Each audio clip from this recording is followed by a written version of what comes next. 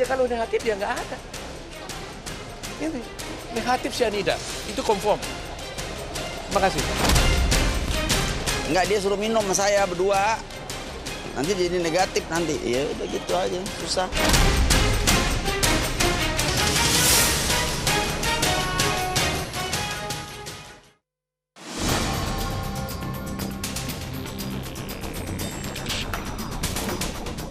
Sidang perkara pidana nomor 777 Bit B 2016 PN Jakarta Pusat dengan terdakwa Jessica Kumala Wongso dinyatakan dibuka dan terbuka untuk umum.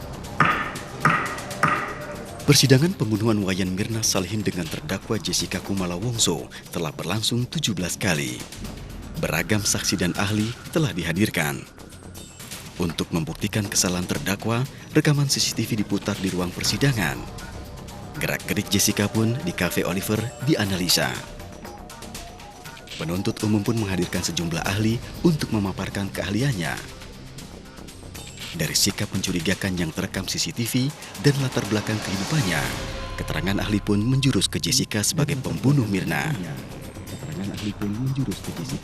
Di persidangan, wajah Jessica terlihat tersenyum mendengar kesaksian ahli. Namun terkadang Jessica menangis saat ahli secara pribadi meyakini Jessica pelakunya. Persidangan perkara pembunuhan berencana yang didakwakan kepada Jessica semakin menarik. Terlebih ketika publik dihadapkan pada pengujian fakta-fakta persidangan.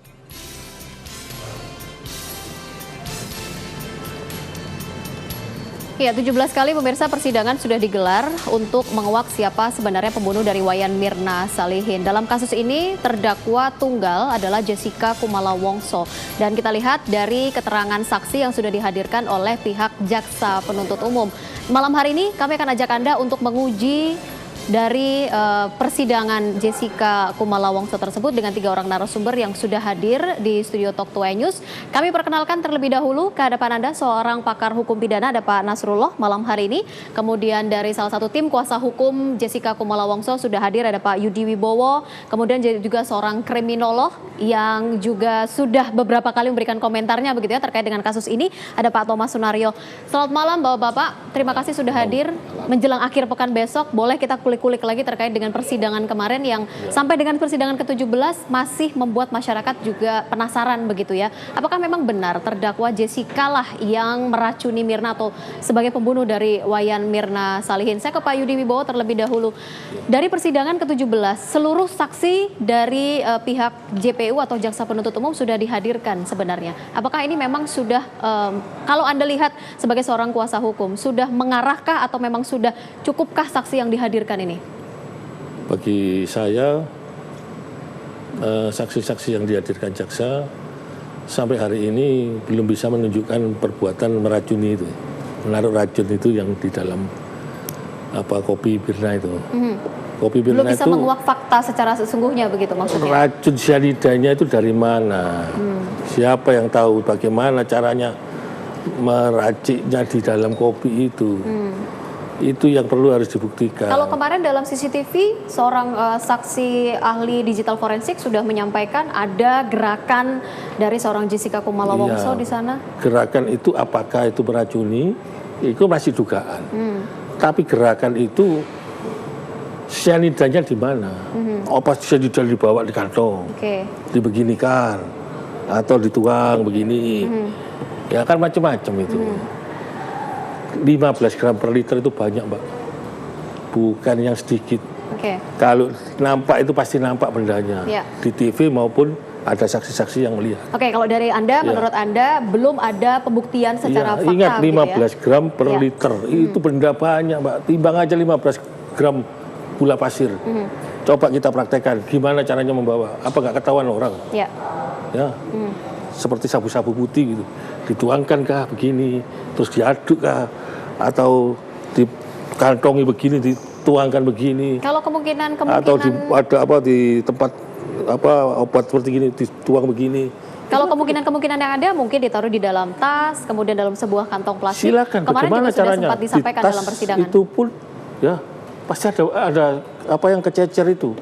Itu kan di lab semua tasnya, tidak ada bekas cyanida, tetis pun tidak ada.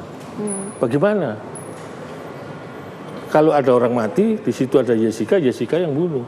Selalu yang dijelek-jelekan Jessica, yang milih tempat memangnya Jessica pasang kamera di sana, tukang pasang kamera merangkap, ya selalu yang jelek-jelek untuk Jessica. Jadi menurut Anda walaupun dengan saksi yang sebanyak seperti itu dari kita JPU, ketahui, teori belum bisa hukum. terbukti begitu ya? Belum bisa terbukti. Teori apus teori itu harus indrawi katanya. Harus indrawi yang melihat itu, tidak bisa beranalogi, berandai-andai, berasumsi. Indrawi ini maksudnya adalah dengan kesaksian secara langsung. Iya. Penglihatan secara langsung. KUHP kita pasal 3 ayat 1 itu asas legalitas. Ya.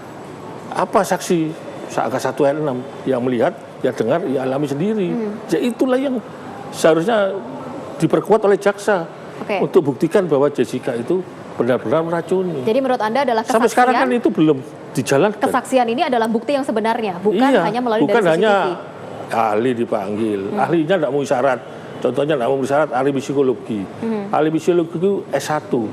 Sedangkan Undang-Undang Pendidikan Tinggi pasal 12 angka tahun 2012 pasal 23 angka 2, seorang ahli syaratnya harus pendidikan doktor, pernah meneliti di bidangnya, komprehensif di bidangnya. Kalau psikologi ya psikologi. Itu S1, masa ngomong ahli. Penelitiannya aja skripsi skrip itu kasar.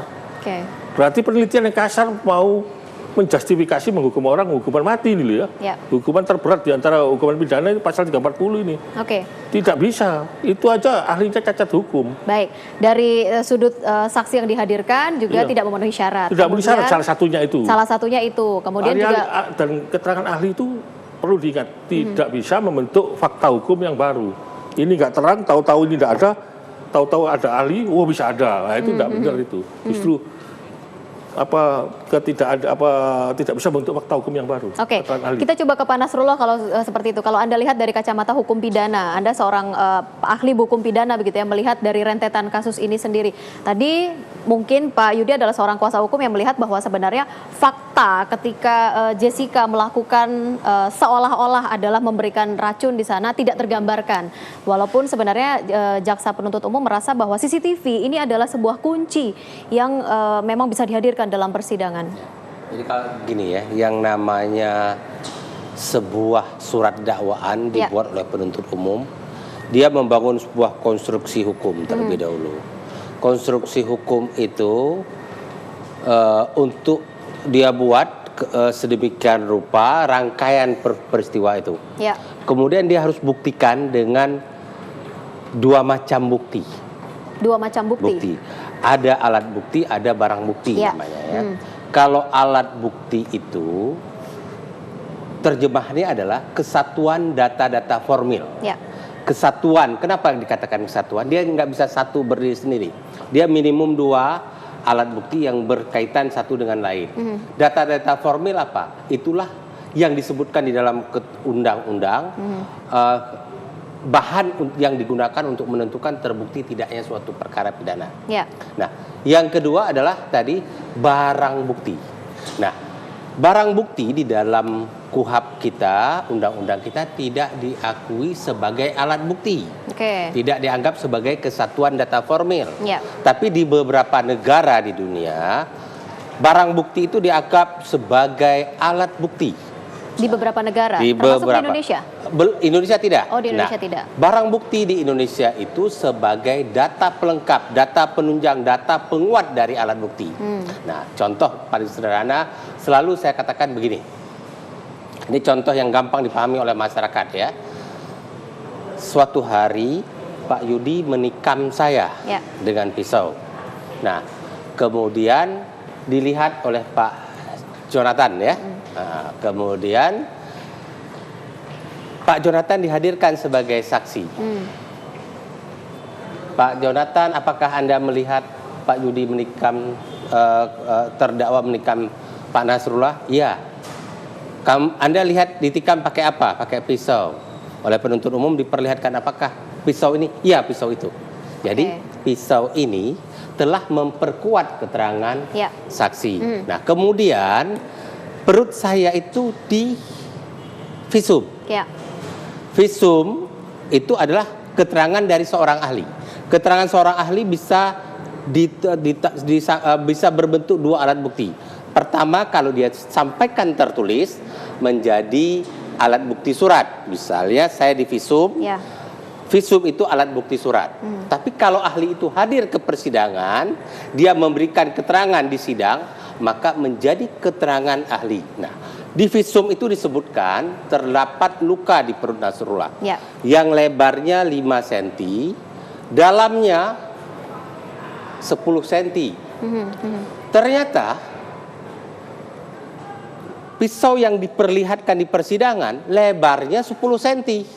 Artinya ada tidak kesesuaian. Tidak kesesuaian kan, berarti barang bukti tidak mendukung alat bukti. Tapi seandainya pisau itu memang lebarnya 5 cm, panjangnya 15 cm, maka barang bukti telah mendukung alat bukti. Jadi penguat dari.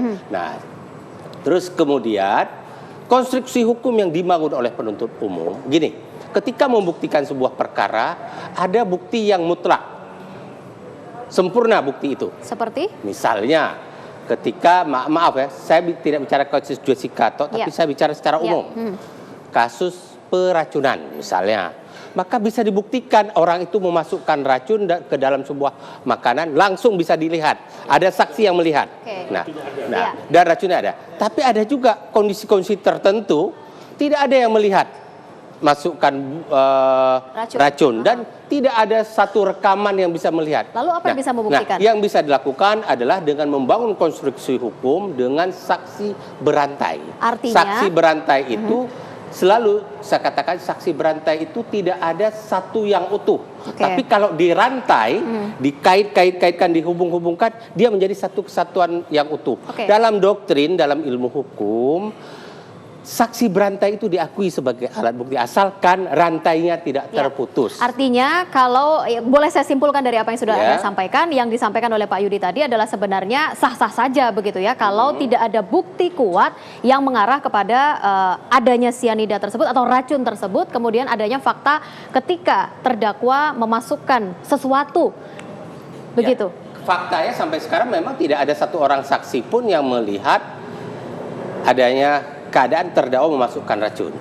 Nah, atau barang bukti CCTV yang memperlihatkan terdakwa memasukkan racun, tidak ada. Yang dibangun oleh penuntut umum adalah konstruksi hukum merantai, merangkai semua cerita itu dari A sampai Z itu dirantai. Nah, analisa saya ini kan belum tuntas persidangan karena kita harus melihat terlebih dahulu nanti saksi yang dihadirkan oleh penasihat hukum, siapa tahu dia bisa memutus rantai itu. Nah, sampai saat sekarang ini harus dibedakan kalimat saya ya. Sampai saat sekarang ini penuntut umum telah berhasil merangkai itu. Namun saya tidak mau mengatakan apakah sudah terbukti apa tidak. Itu tidak kapasitas saya, hakim yang menilai nanti. Nah, saya hanya mengatakan berdasarkan pengamatan saya, rangkaian itu sudah berhasil dibangun. Tinggal penasihat hukum memutus nanti rantai. Misalnya, contoh yang paling sederhana adalah CCTV. Seandainya CCTV itu bisa dibantah oleh penasihat hukum atau saksi-saksi yang menjadi penasihat hukum itu yang dihadirkan oleh penasihat hukum bahwa ini CCTV ini ada rekayasa tidak sesuai atau dihadirkan ahli digital forensik. Siapa tahu CCTV itu bisa kalau dalam persidangan kemarin sebenarnya sudah ada pembantahan begitu ya terkait dengan CCTV dan juga terkait dengan CCTV yang memang hanya sekedar sepotong-potong. Sebelum saya break begitu ya, saya ke Pak Thomas terlebih dahulu. Anda lihat ini kesimpulan sementara sebenarnya karena memang persidangan ini belum selesai, masih akan berlanjut lagi, masih ada saksi dari kuasa hukum sebenarnya. Di dalam kriminologi itu ada yang namanya kriminalistik ya. Itu ilmu-ilmu yang digunakan di dalam persidangan kasus-kasus tertentu jika tidak diperoleh pengakuan dari tersangka ya siapapun. Nah, dicarilah alat-alat yang dijadikan barang bukti ya, misalnya ada ilmu kedokteran forensik, psikologi forensik dan sebagainya. Itu dia harus barang bukti itu bisa berbicara ya secara keilmuannya, ini loh ini. Nah, ini nanti alat bantu untuk hakim dia merangkai keseluruhan dari peristiwa yang terjadi melalui sidang peradilan. Nah, saya kurang setuju sering ada saksi yang memberatkan dan meringankan. Tadi betul Pak Nasrul bilang saksi yang diajukan oleh jaksa, nanti ada yang diajukan oleh pengacara. Nah, kalau ada yang saksi memberatkan dan meringankan, itu kesannya saksi-saksi itu dibayar oleh siapa? Nah, padahal harusnya dia netral. Padahal sebenarnya saksi ini adalah hanya untuk memberikan kesaksian begitu ya, keterangan terkait dengan sesuai dengan hasilnya. Saya tambahkan. Boleh saya break terlebih dahulu Pak Nasrullah dan juga Pak Thomas, kita akan lanjutkan kembali nanti perbincangan ini di Talk 2 News pemirsa sesaat lagi.